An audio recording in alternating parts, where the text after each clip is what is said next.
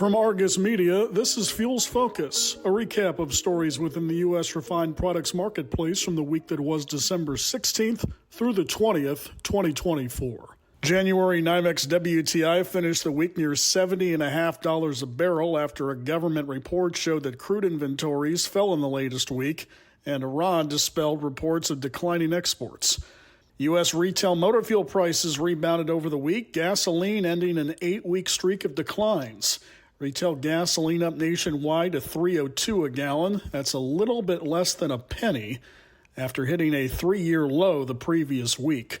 Retail diesel nationwide $3.49 a gallon. That's up about 3.5 cents.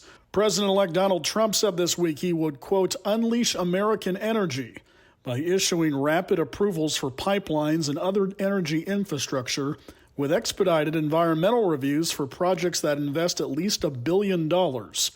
Trump reiterated his plans to increase energy production, but did not explicitly bring up his repeated campaign promise that he would cut energy prices in half within 12 months of taking office.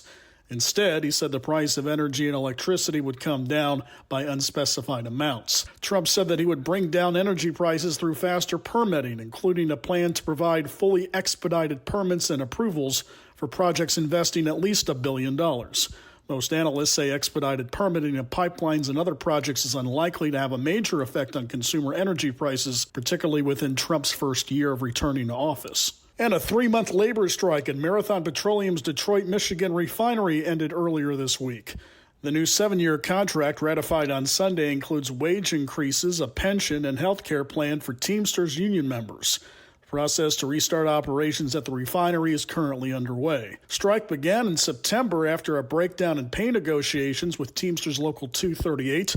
They represent about 273 of the roughly 500 workers in Detroit.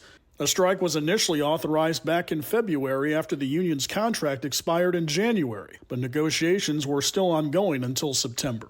And that's all for this edition of Fuels Focus, a production of Argus Media, a leading independent provider of commodity pricing and market information. We'll be off the next week for Christmas, so please join us again the following week. For more on these stories and others, along with the latest in pricing in the marketplace, make sure to subscribe to the daily Argus Media U.S. Products Report.